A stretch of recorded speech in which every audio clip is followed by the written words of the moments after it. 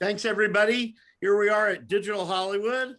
I love it. It's springtime, and we're talking about sports online gambling. Sounds like the right time of year. Got a great panel up here today. A few new friends, a few old friends. We're going to jump right into it. I'm going to ask each of you, of course, you're in different orders on different screens, so I'll use names.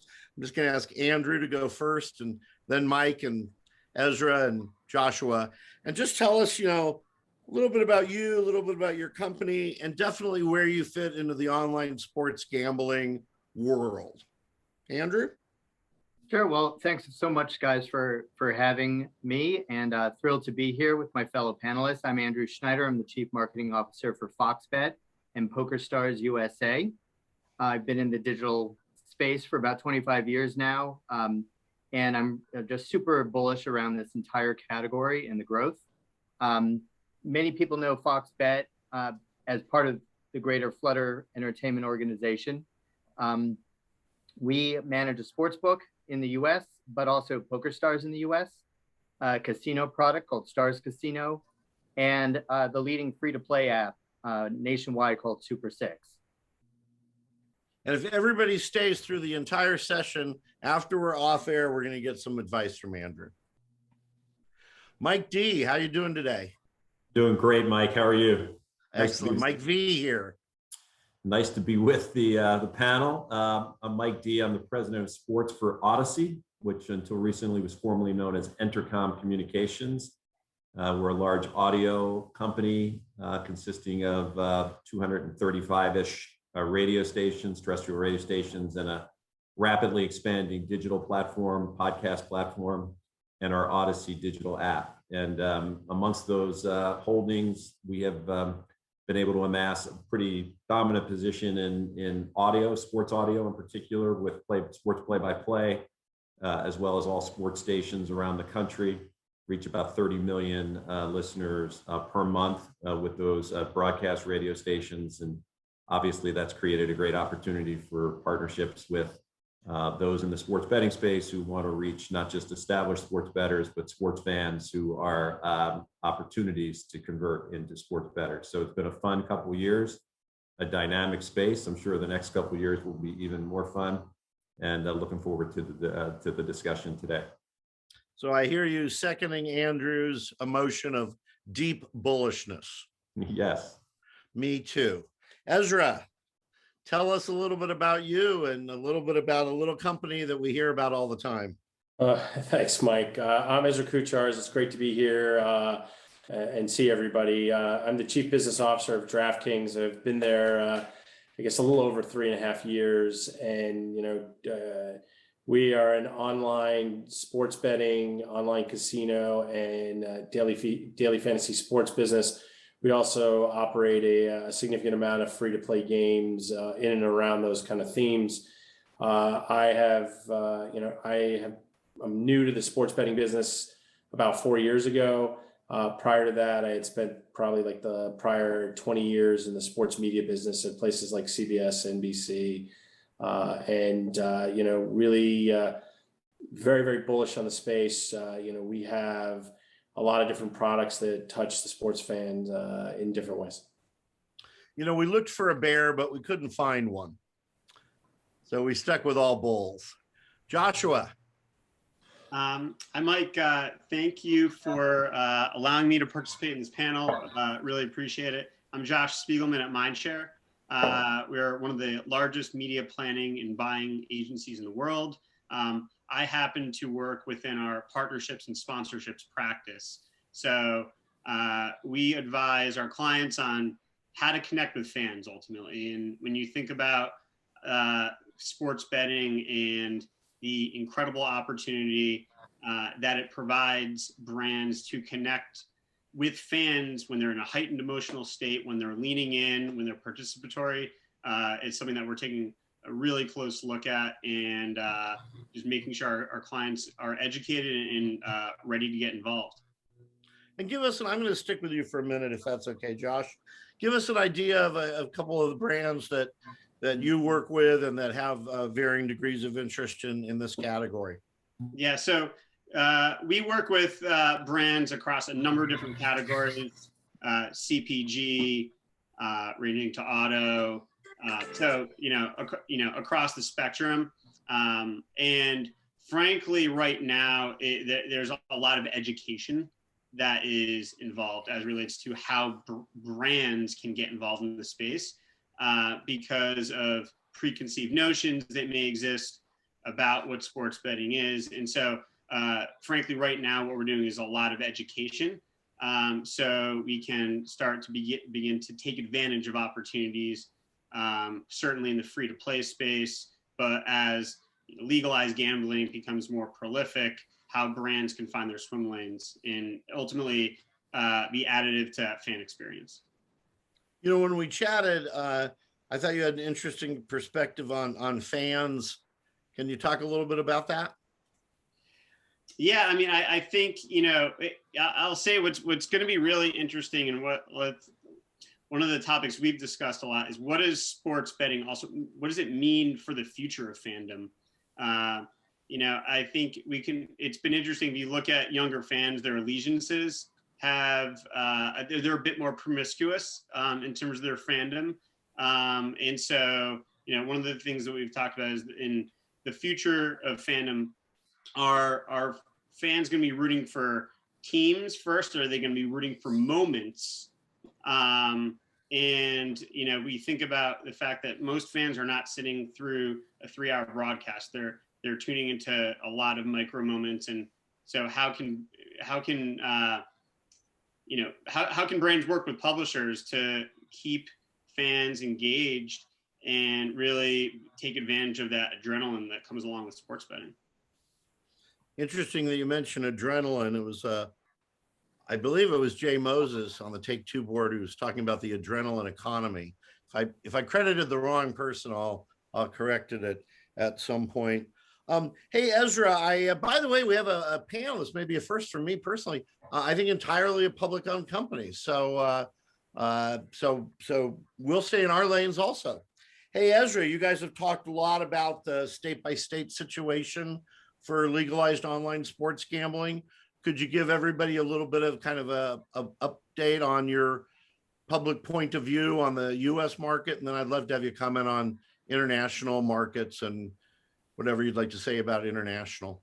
So I'm going to come back to Mike and Andrew with the same question. Okay.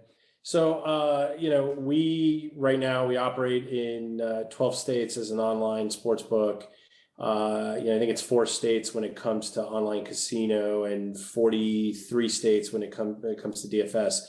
And look, what I always say is it's really hard to predict what local state governments are going to do. There's certainly a lot of activity right now out in the marketplace where there are, a number of state houses considering different bills and even signing things, into law. But then, the next step is, how long does it take regulations to be mapped out? So, we're very bullish on kind of the rollout here in the States. What I would say is it's probably better not to try to predict what local and state governments are going to do. And just, we've built a fairly sophisticated, tech stack and platform that allows us, when new states become available and you can, the regulations are published, so we can configure our platform in a clear way for that state. We get out in front of it, and we've done a pretty good job of usually being one of the first to launch in any new states that are available. And I think it'll be an exciting year to come, just to see what may be coming in different states. When you look internationally, I think there's a bunch of markets that are about to regulate in Europe that haven't exactly had regulations, and people are operating in different parts of the EU under an EU license as opposed to an individual country. For us, we're focused on the United States and or I should say North America, and we're very excited about what's to come here. And it makes it definitely fun and interesting, that's for sure. Thanks very much. Hey, Mike D, give us your analysis of U.S. and international growth in the online sports gambling space. And I'd love to hear any point of view you might have on how the role of audio is going to evolve over these territories over time. Yeah, I mean, my expertise, to the degree that I have any, is domestic. Obviously, have monitored what's taken place in international markets as a lesson of history to learn how things may play out here, especially on the responsible gaming front, as one example. I think, just to echo Ezra's thoughts, it's very difficult to predict. There's certainly a handful of states that are kind of on the runway. Picture the old days of LaGuardia at 5 o'clock. There's like 10 planes ready to take off, but they haven't done so yet for a variety of different reasons. And, I think everybody's hope was that this may have moved even a little faster given COVID and state budget shortfalls, but in many cases that has not happened. So we'll just wait it out and follow the lead. I think it's important to point out from a media standpoint, and Ezra lives this as an operator, not the legalization means different things in different places. And, Illinois is a great example of they've actually flip-flopped, as I think everybody knows, but, whether or not it's a brick and mortar sort of closed market legalization or a wide open market legalization where, pure mobile operators like DraftKings and FanDuel and BetMGM and others can come into the market and operate, that has a dramatic impact on early stages to market development, what media activity takes place. And, so I think, tax rate, by the way, another variable, tax favorable states versus states that impose a very onerous tax rate on the operators, that all impacts media activity. From our point of view, we're not only in the advertising business, but we're in the direct to consumer business. We acquired BetQL, the QL Gaming Group, in November, which is the direct to consumer information data analytics platform, which is good for the operators. We have partnerships on an affiliate basis with Ezra, DraftKings, and many others to help drive new activations, as well as providing statistics and data to make better bettors. And I think that's a central theme, Mike. Here, Ezra, DraftKings is in the media content business as well, as you've seen in recent months with their VSiN acquisition and other initiatives they have going on. All the operators are investing in talent and content. And I think, socializing sports betting in a way that changes the paradigm for those who aren't in the space. I think Josh said it well, changing the perception. Not only will attract other brands, as Josh pointed out, but will attract new sports bettors and new consumers to the space. And all you need to do is turn on a national NBA game or MLB game, and you're seeing different real-time prop bets in play on national broadcasts. I mean, sports betting has arrived, and there's no longer is it like in the dark of the night with whispering, who do you have on this game? Everybody has an opportunity to participate and have skin in the game, and certainly audio, to your point, Mike, is a big part of that in terms of fan engagement and direct-to-consumer activities. By the way, just briefly on the audio, and then I'm going to ask Andrew to address the same question of the U.S. markets and the international markets and growth he sees. And I want everybody to welcome our star arrival, Christina Seraphim from Verizon. And we're going to have Christina address the original question of what the heck are you doing in online sports gambling, and tell us about your interest. But I just wanted to stick with you for a second, Mike D. Post-COVID audio content. Is it just because I'm from Los Angeles, but driving goes up and audio goes up? What's the? For sure. I mean, in the car, dashboard consumption is still far and away the heaviest pipeline for us. But we all discovered during the pandemic that in-home listening, home speakers, digital audio, on-demand listening. We, in addition to our broadcast stations, have our BetQL network, which is targeted sports betting content, daily podcasts, which we deliver both live and on demand. So it's by no way to suggest that it's one dimensional. We, like everybody, are happy that things appear to be starting to return to normal. We want people in their cars, but I think we've benefited, as have others, in demonstrating and validating that in-home consumption of audio and certainly mobile consumption of audio is here to stay. It's not just about the car dashboard anymore. Can you put any number around the audio consumption increase? I mean, I've heard a lot of numbers on gaming of around 20 to 40%, as in, video console PC type gaming. Well, what kind of increase do you think the audio market around sports kind of saw during COVID? Substantial, modest?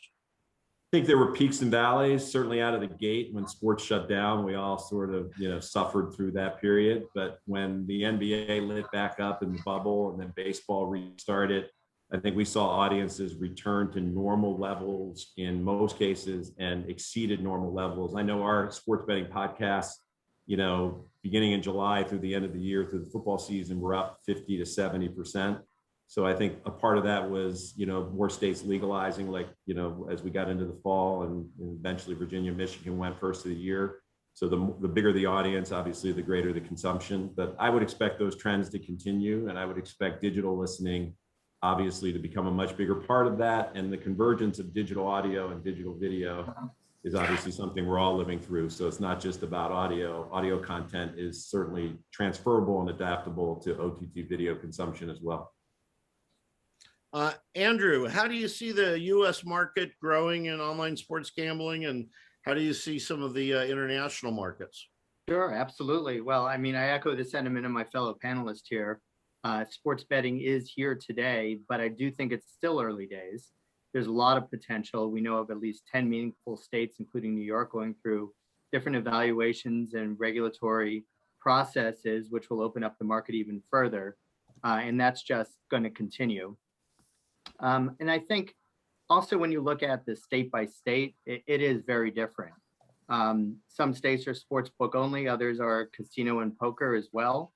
And for a business like ours, while sportsbook is a major focus, especially given our very close collaboration with Fox Sports and how we amplify sportsbook through all of their sports programming and even some non-sports programming, we are a multi-product business. And when you can get into a multi-product state that supports sportsbook, casino, and poker, and we're one of the leading poker operators out there with PokerStars. From an economic perspective, that's very beneficial because we do see a lot of overlap between people participating between sports and poker and casino, and it becomes an opportunity. So that is one of the key strategies, is to figure out how to move consumers around your different products and services, and that just helps all ships rise with the tide. As far as international goes, we are part of Flutter Entertainment, which is the leading worldwide gaming company. And our heritage comes out of Europe. Flutter also operates in other parts of the world like Australia. So a lot of our team has come over from extensive experience running in the UK market, for instance. And we've been able to adapt some of the best practices that have come over and learn a lot of the lessons that they went through in the early days of gambling. And I was happy to hear responsible gaming mentioned, because that is one of the areas where we learned how to adapt from Europe and bring some best practices to the US and take responsible gaming very, very seriously, and have implemented a variety of different kind of tools and services and notifications to help people maintain their comfort level in gaming. I think it's important to make this point for the people who are probably trying to learn about this space. You got to go and study what's been done in this area, poker in particular, plus sports in Europe.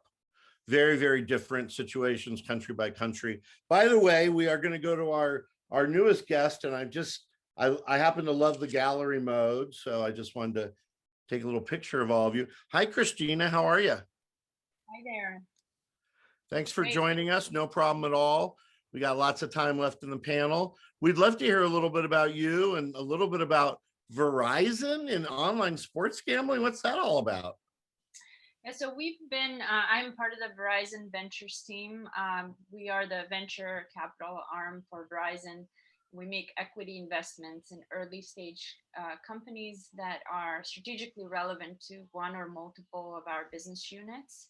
The investment focus areas for us span across a pretty wide variety of technology areas.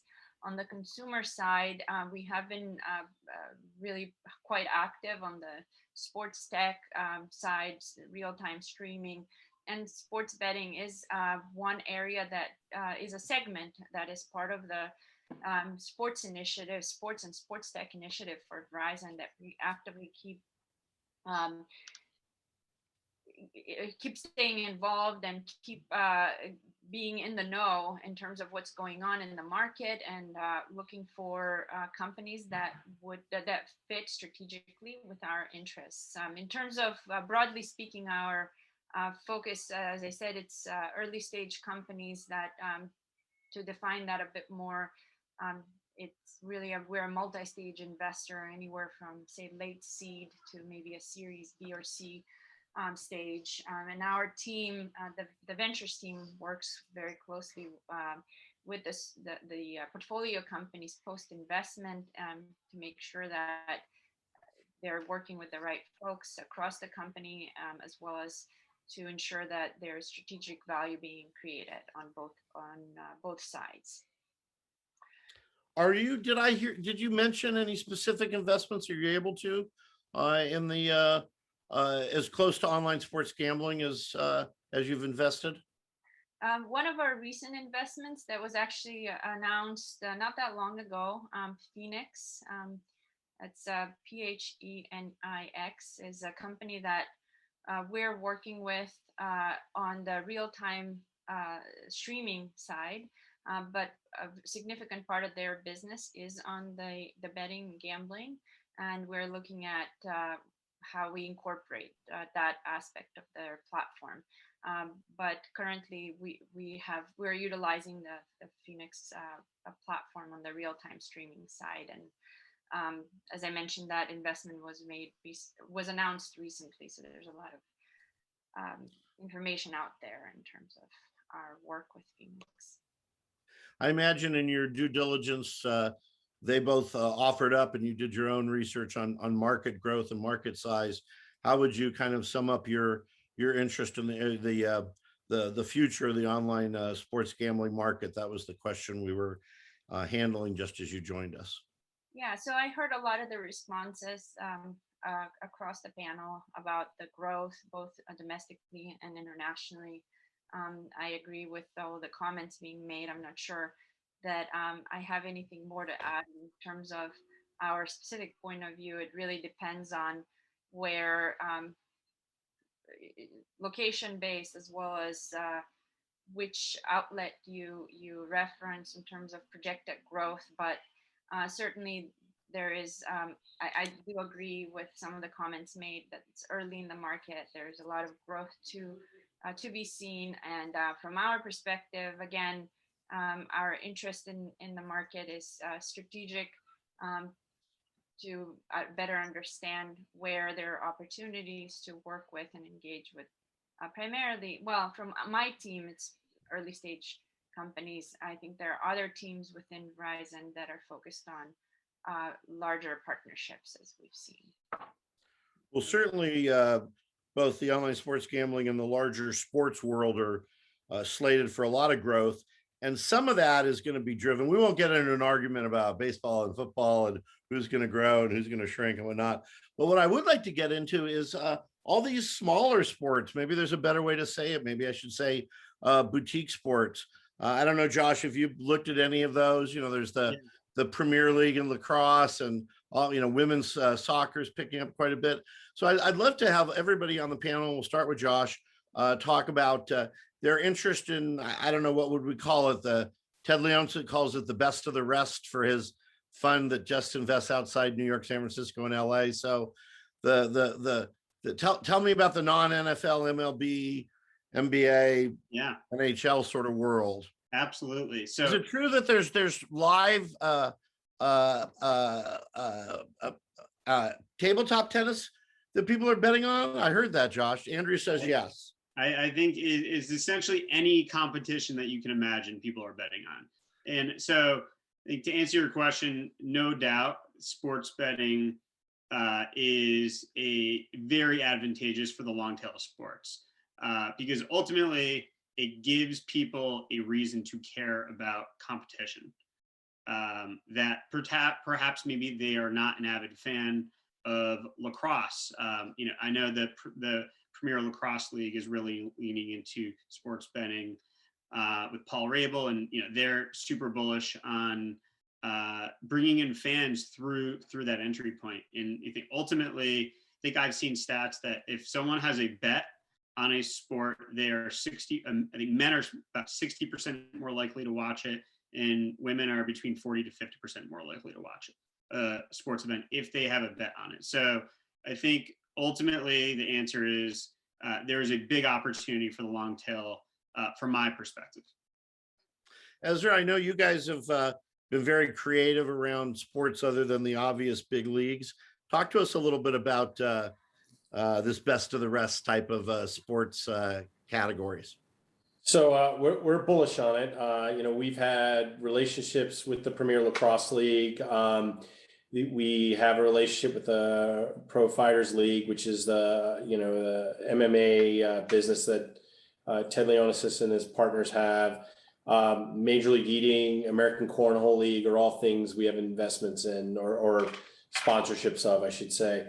We've also made a big presence in esports right now. Esports is more from the DFS side because most states still don't allow for gambling on esports, but that'll change over time or evolve over time. So, we want to be anywhere the sports fan is, right? And if they're, watching the Nathan's Hot Dog Eating Contest, which is a Major League Eating event on 4th of July, we want to be there. And, we've kind of pushed hard to, find those interesting things that bring in sports fans. And,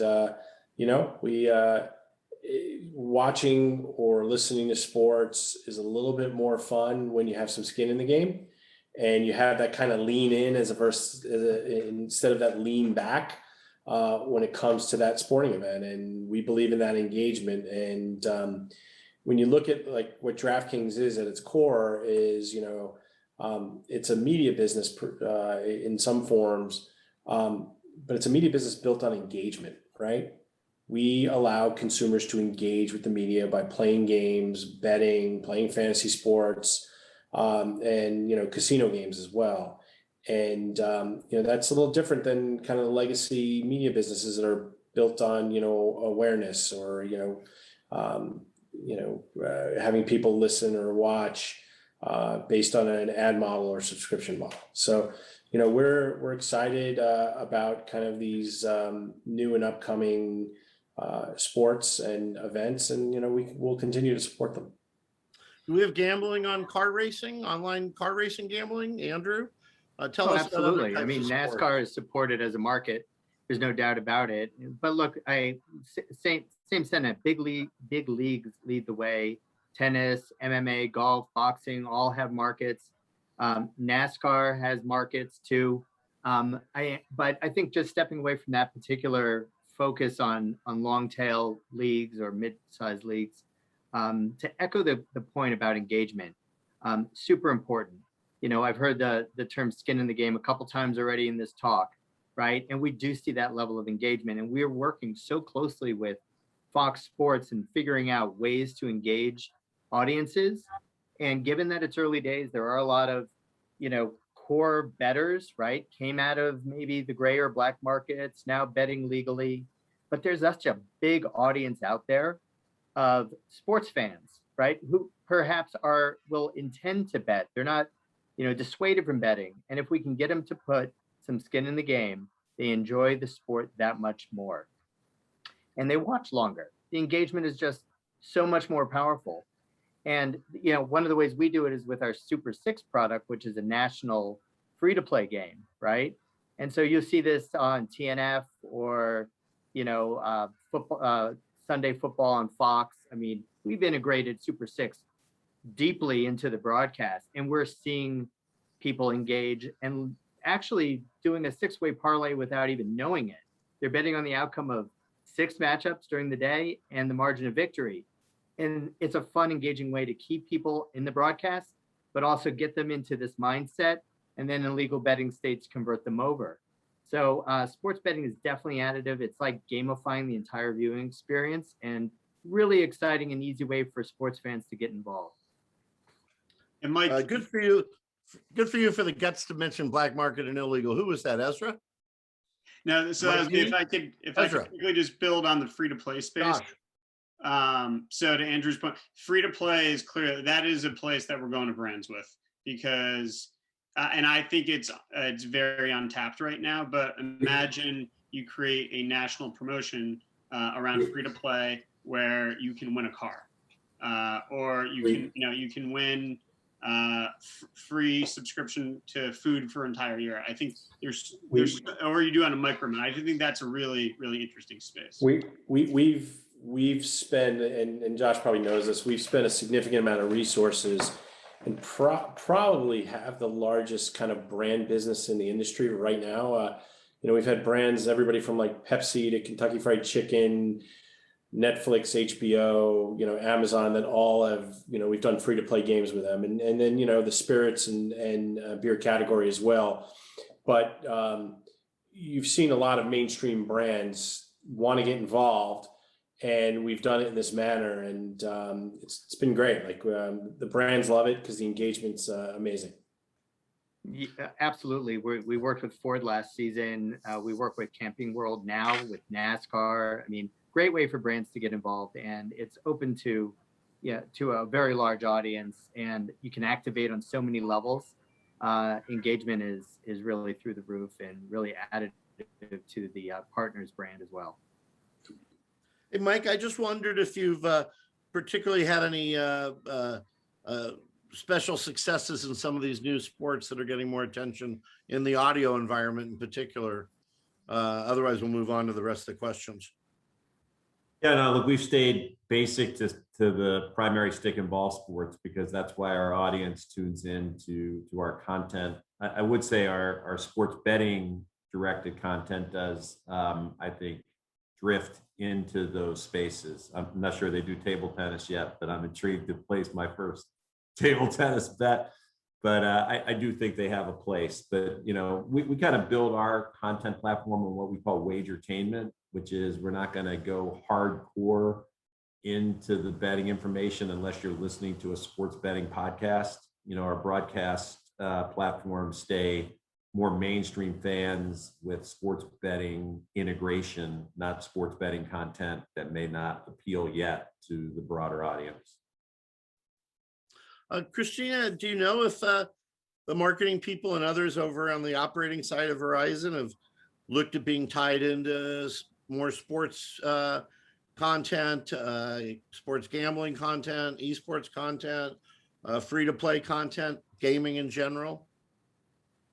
Yes, I mean, in general, we are, and we follow their interests essentially with partnering and sometimes investing in companies, startups that they can leverage. That's our objective from the venture side. But overall speaking, we do have interest, to Andrew's point, on any sport that would engage with the right audience, with the right customer segment, consumer segment on our side. Having said that, our objective also is to add value, provide value add opportunities for the consumers, and leverage existing partnerships and existing resource investment.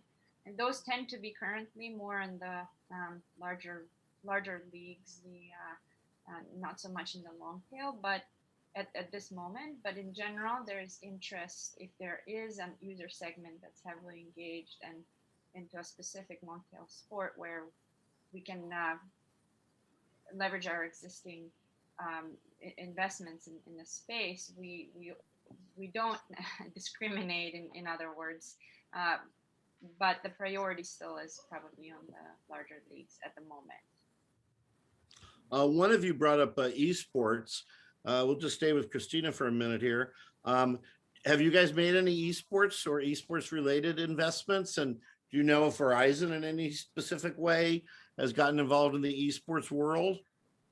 We have not made any investments that I can speak about from the venture side. We have looked at a number of investments, and where there is engagement and we're working closely with our 5G labs, specifically the lab in Los Angeles in the Playa Vista office is focused on sports.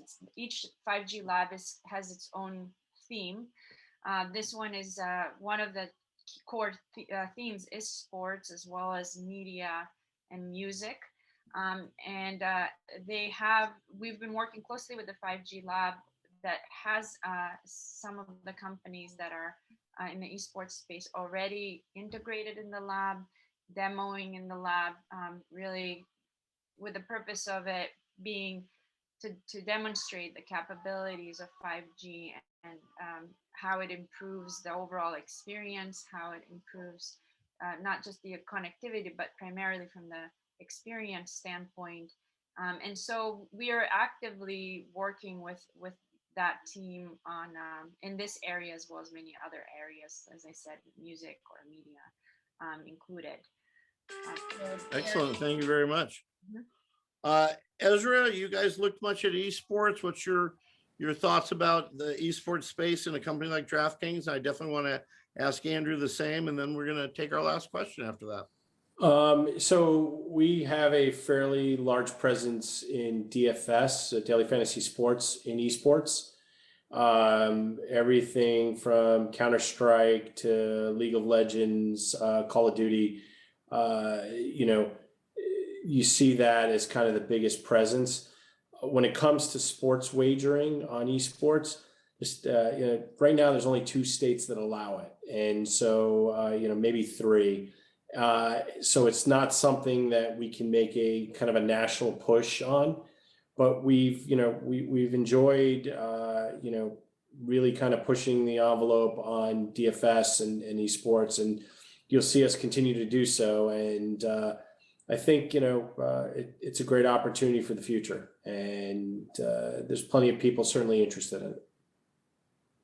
Andrew, Yeah, Mike, you kind of know where I am on esports. I think I'm a huge fan. Been in that business before, joining Disney and subsequently Fox Bet. Very few other areas I'm as bullish on as esports and online gaming. Right.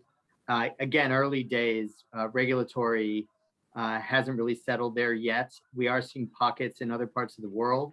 So hopefully there's going to be a good blueprint to go after that market once things are defined here in the States a little bit more. But again, it gets down to fandom, right? And how can you create another experience on that viewing experience, that playing experience that'll get people more engaged? And I think esports has the right type of attitude and an audience base to really participate in this market too, when appropriate. What countries were you just referring to? Yeah, I get back to you on that, but there are a couple areas that are Sorry about regulated. that. One in, yeah. I'm guessing Korea might well be one. And Korea's it was an area in Europe and one in Latin America. that makes perfect sense. Great. So our last question, we're going to wrap up right on time, is regarding the future of online gambling broadly. Where do you see the marketplace going? To the extent you're comfortable, where do you see your own company going? Does this stop just at sports and esports? Andrew, why don't we stick with you and have you answer that, and we'll go around the corner and be done. Sure. So in preparation for that question, I was supplied with some data. How's that? And I think when you look at today's market size, it's definitely not indicative of what I believe and what we believe the market is. I think if you look 10 years down the line, you could see US handle anywhere around 175 billion. And that's just sports. Yeah. You think it could be double that with non-sports online gambling added in? I think sports is kind of the tip of the spear. It's the thing that gets a mass audience in. And if we're in that kind of product adoption phase of, early adopters right now, sports gets the mass in. opens up a lot of states, and then you see the other types of categories coming behind it. Of course, Pennsylvania, Michigan, a couple other states just went all in, but I think sports is the thing that brings the mainstream US consumer in. Ezra, you want to comment on online gambling beyond sports and esports? Yeah, I would say, we have a fairly healthy online casino business.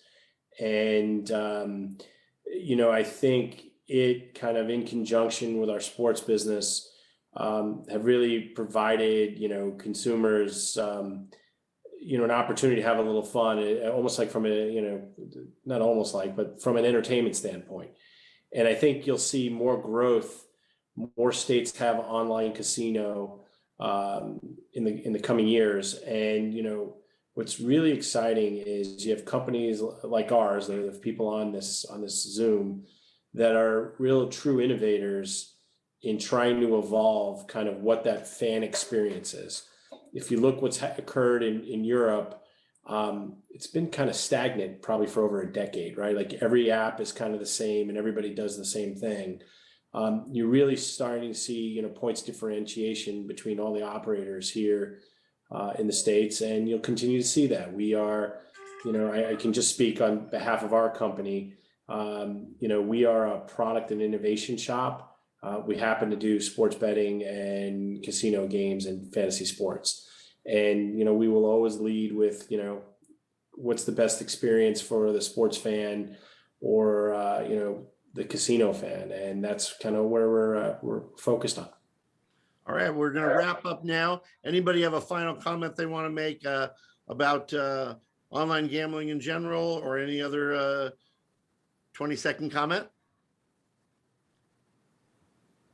You've all been great. I think you each brought a fresh point of view to the topics.